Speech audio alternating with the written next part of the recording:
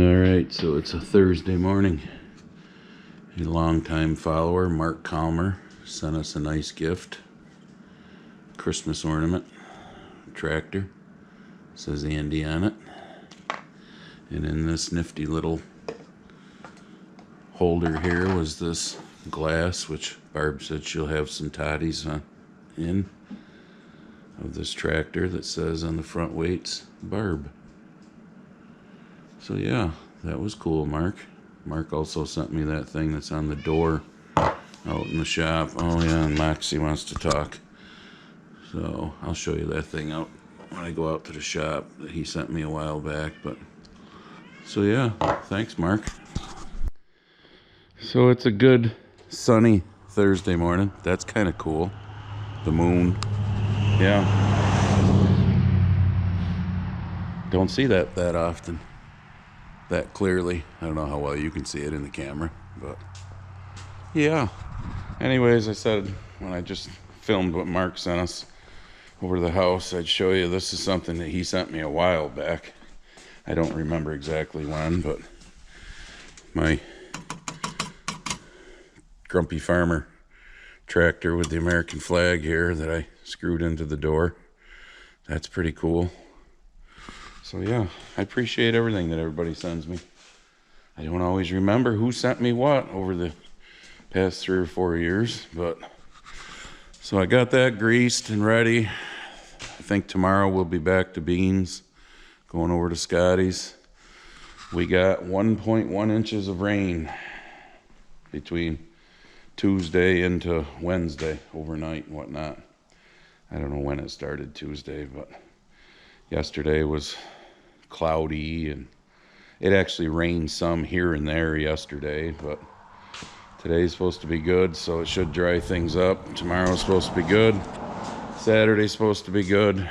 And then they say rain again.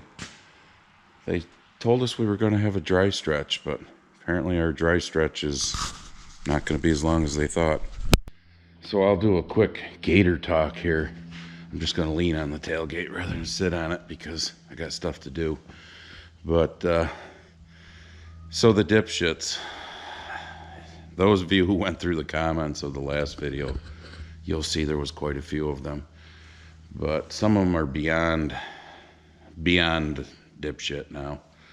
Our good buddy Carol Sanders there, Carol Sanders, you related to Colonel, came in and, started in about how there's farmers leaving their beans in the fields because it's gotten so expensive to harvest them this fall. Yeah, it's amazing how it got so expensive since spring when farmers planted them that now they're going to just leave them in the field. Of course, there, Karen, you also, didn't bother to do your own little research before you tried to sound so smart. And, well, what was the price of soybeans in 2015 before, the convicted felon took office and started in with all the tariffs and everything? Well, a simple little search, historical search of prices, like I did right after you left that comment, and then I commented it back to you, would have told you that in the fall of 2015, the average price of soybeans was like around $8.54 a bushel. Imagine that. About $1.75 less than they are now there, Karen Carroll. So how'd that work out for you? Trying to be the smart guy that, they were so high before Trump took office his first term and he crashed them. Yep. Matter of fact, if you look at the historical prices, and those of us who have farmed for, decades know, I can remember getting, I think the lowest I ever got was don't quote me because this is many, many years ago, $5.70 something a bushel. I can remember quite a few between $6 and $7 a bushel years. Yeah, of course our costs were lower back then, compared to today, but relative to today, we weren't making any more money back then as what we are today, because in farming, if our prices that we receive for things go up, then the big corporations, the ones that some of you dipshits think should just do all the farming and get rid of us farmers, we need corporate farmers, The big corporations say, oh, look, their price of beans went up, their price of corn went up. Let's raise the price of fertilizer and chemicals and stuff like that. Yeah, because that's how it works. And then they'll blame it on, well, it's, you know, some fertilizer issue in Russia or something like this.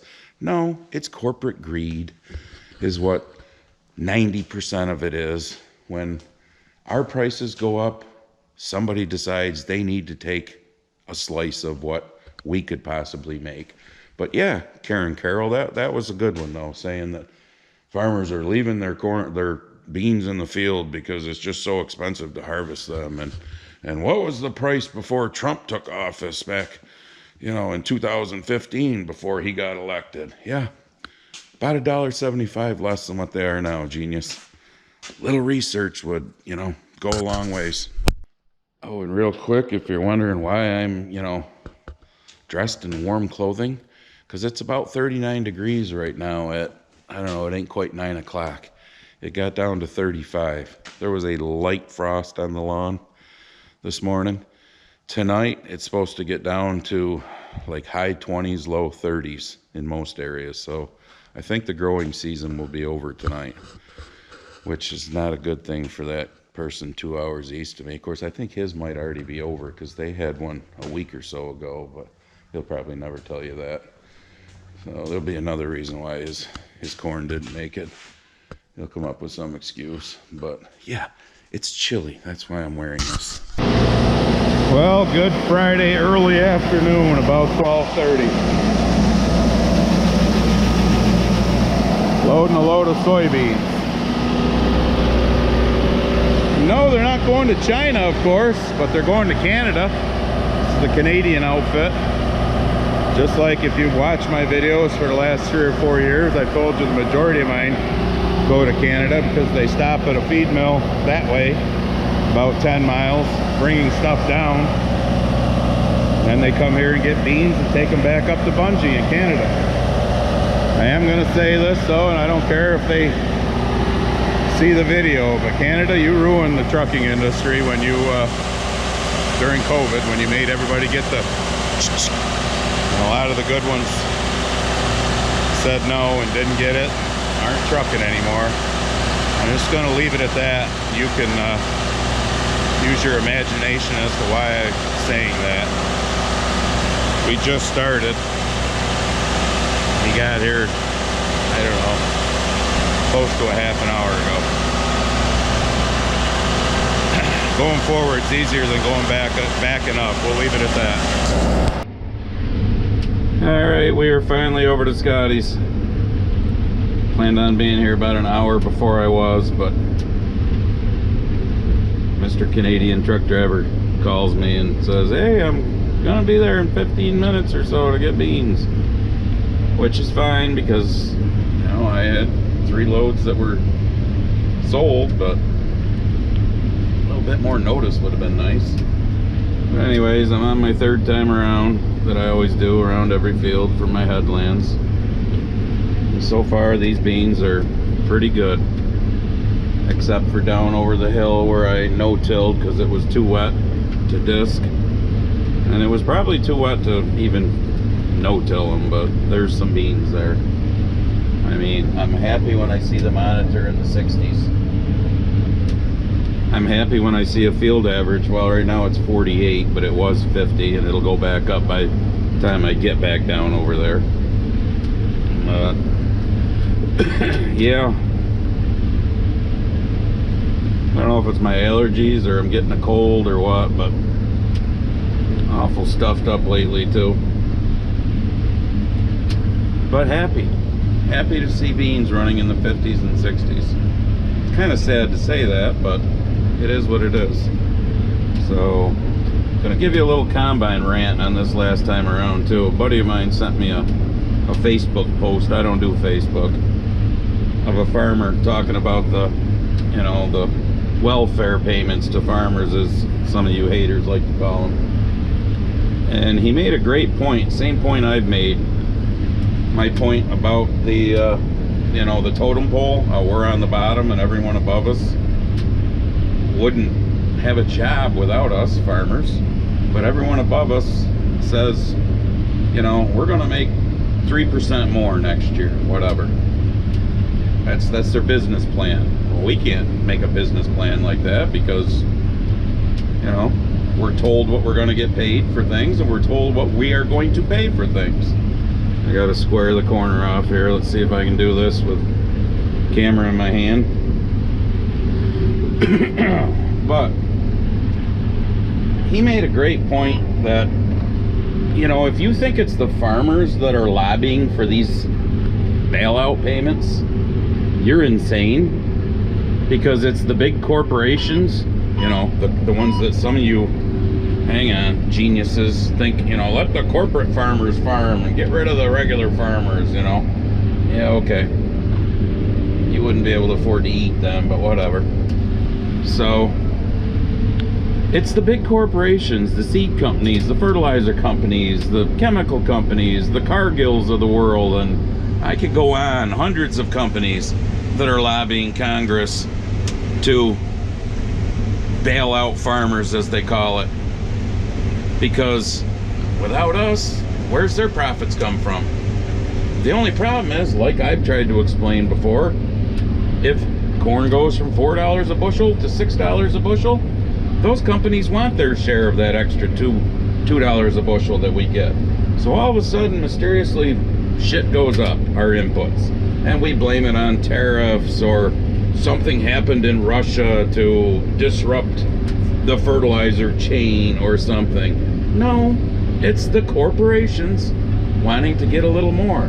The only problem is when our prices go from $6 to $3 or $4, rather quickly, the input costs that they've raised up goes like this, a snail's pace going down. So blame it on us all you want. I don't care. I got big shoulders. For those that have asked, well, you know, you're against socialism. First of all, look up socialism, idiots. I mean, wow. You know, so you're not going to take the payment, right? No, I am. Same as this guy said, because if we don't, everybody else is, and we got to pay our bills. So, you know, what you notice, remember when the car companies got bailed out, the big car companies? Yeah. You ever notice when sales are down, what do? Oh, you can have employee pricing. You know, this is the part down here that ain't gonna be so great. There was no-till. You can have employee pricing, $9,000 off. Why don't you just lower the price of the vehicles $9,000? You probably sell more. I'm just saying. Why? Because they got that profit margin that you know, built in. This is what we're gonna make this year over last year type of thing. That's why these big companies like John Deere, Case New Holland, I see AGCO has done it, have let employees go, because they're not going to make that money that they predicted that they're going to make. But hey, it's our fault, the farmer's fault. I'm done talking about that bullshit, but I just thought I'd mention that because that was a very good Facebook post that my buddy sent me. And I'll add one more thing to it, because it amazes me the amount of farmers that are jumping off the Trump train. You know, we had 4 years of Biden and Harris destroying this country, and because Trump hasn't fixed it all like that in a matter of a couple of months, you're just, you know, I've gone at it in the comments with a few that, you know, talk about, well, how come he doesn't do anything about high input costs? Well, I think he should. Or I think our government should go after these corporations that are gouging, in plain English. But I call bullshit on anyone, unless where you live, for some reason, your input costs are so much different than ours. I explained all this in the spring to you folks.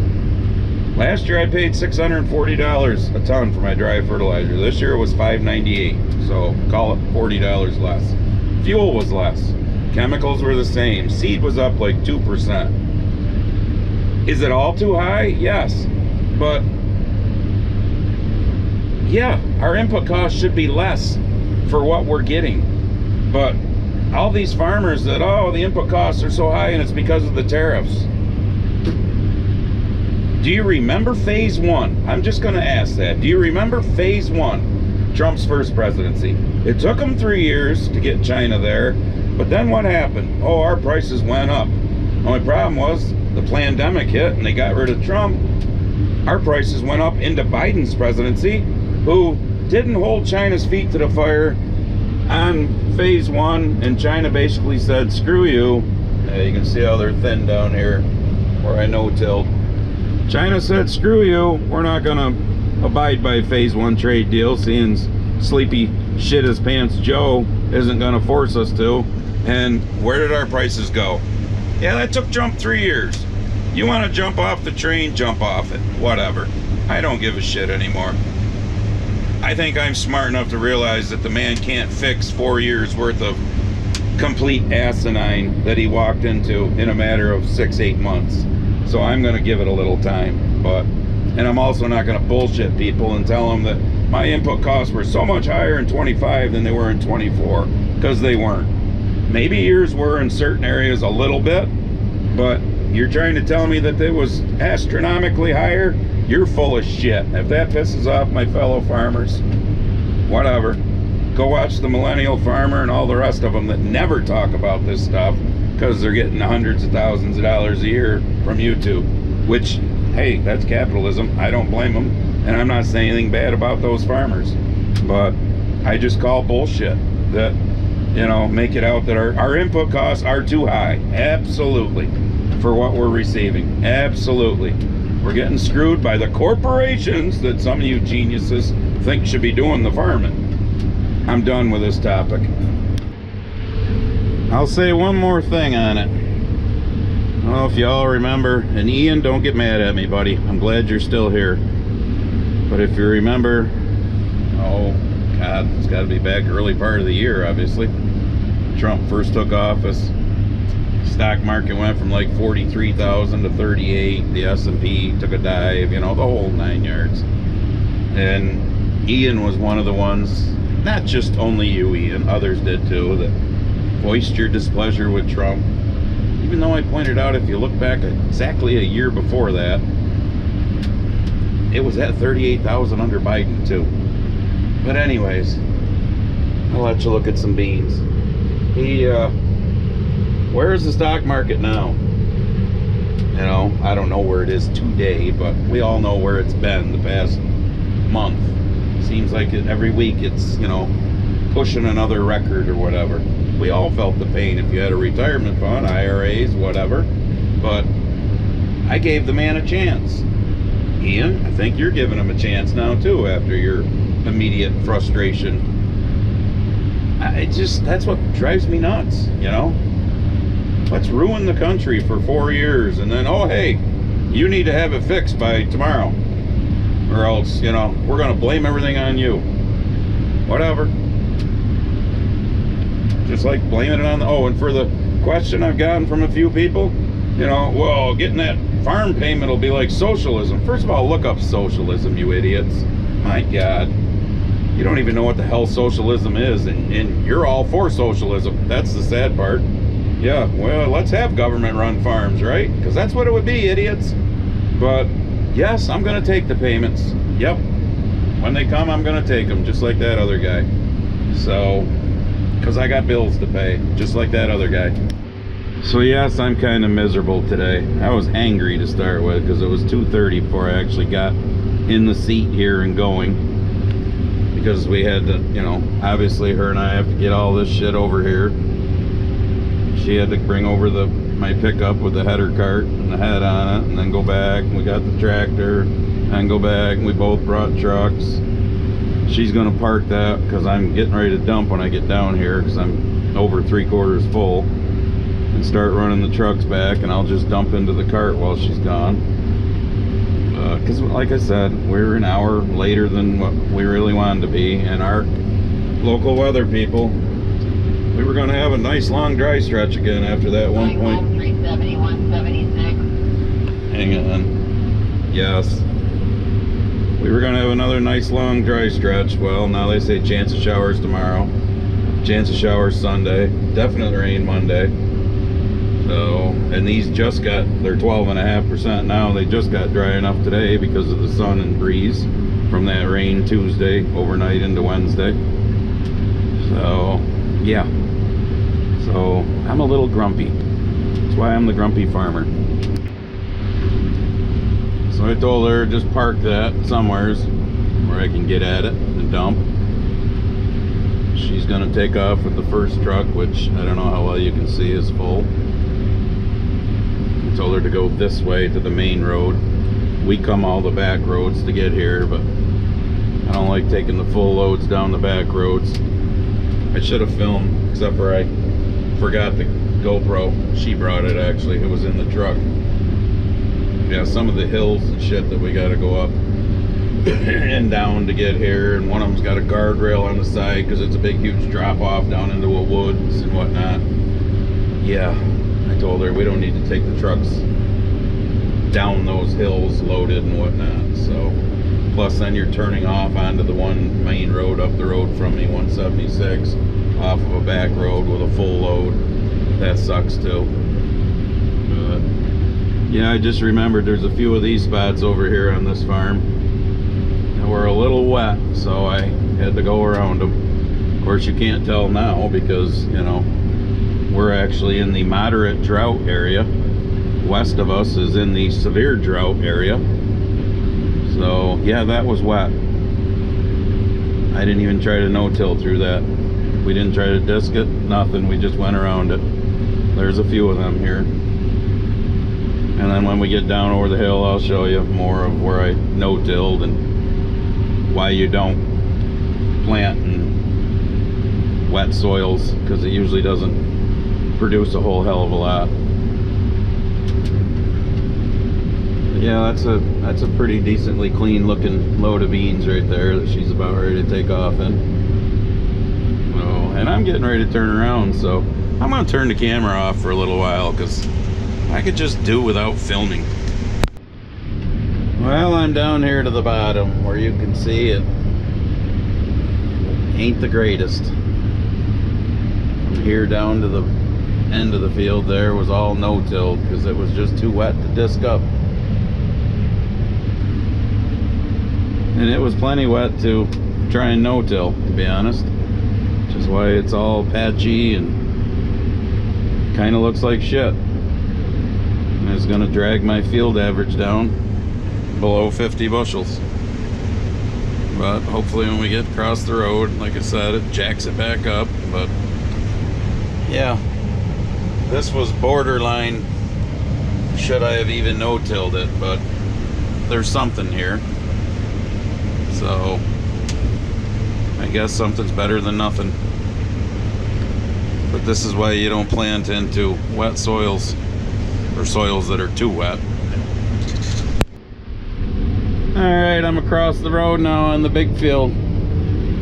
Going my first time around. So I got a question for the haters. And no, I'm not like dwelling on all this. This is a legitimate question. Okay. I'm a welfare queen because, you know, they're going to give farmers a payment. How does your town, county, and school system get funded where you are? Because let me tell you how it gets funded here in New York State for the most part. Our small rural school of 700 kids or whatever. Right now in October, our school taxes are due. School taxes are based on, it's a land tax. It's based on what you own.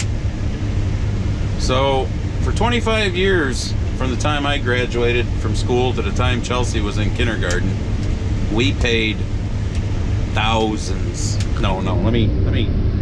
We paid, I'm not going into specific numbers, but over 100,000, over 100,000 in school taxes in that 25-year period, because we pay thousands of dollars a year in school taxes. Then in January we get our town and county tax bill, which is pretty much the same, thousands. So we pay tens of thousands of dollars a year to support our town and county and our school system, even if we don't have kids that are in that school system. So somebody who owns a, I don't know, $150,000 house sitting on a couple acres. It doesn't pay a whole hell of a lot of taxes, but got 5 kids going to the school system. I'm a piece of shit because I'm going to get a government subsidy as a farmer. But yet, how many tens of thousands of dollars a year do farmers pay in, you know, school taxes? And also, on top of that, tens of thousands more in town and county taxes? Just curious. So in your socialistic society, when government owns everything, you know, we wouldn't own any farms because the government would own them. And I guess we'd run them for them. They'd make us run them for them or something. And in a socialist society, everybody is equal. You know, we'd all have equal pay and stuff. So does that mean, would you pay tens of thousands of dollars a year? I'd love to listen to the bitching then about, well, I don't have any kids in school. Yeah. Or the ones that have 5 kids having to pay way more than what they do now. Just asking. I don't know how it works in other states around the country, but that's how it works here in New York State. It's about 5:15, and it's that time of day when you're going this way, as you can tell. Hard to see with the sun where it's at. Yeah. Probably about another hour when the dew starts setting.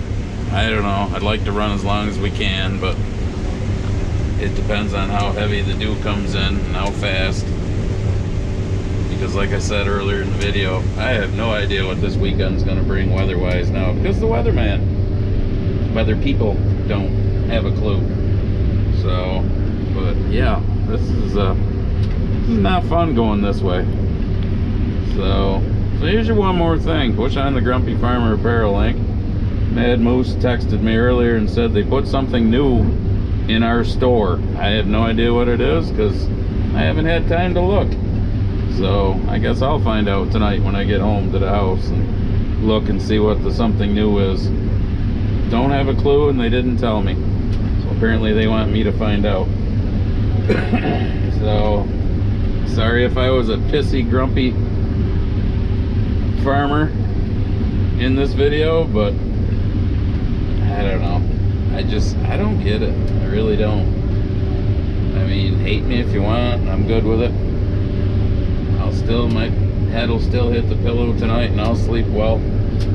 So, whatever. I'll sleep better knowing we haven't turned into a socialist, communist, whatever country yet. But, yeah. This sucks going this way. We'll see you in the next one. Gonna give you a quick second more thing. I don't know if you can see it up there, but yeah, there's a big old monstrosity tree. Now that I can actually see, because the sun is, you know, the trees in the hedgerow here are blocking the sun some. Yeah, that's not just a big old ash tree that fell over because the ash borers killed it. That sucker's completely uprooted in the ditch bank there, because I can see the bottom of it.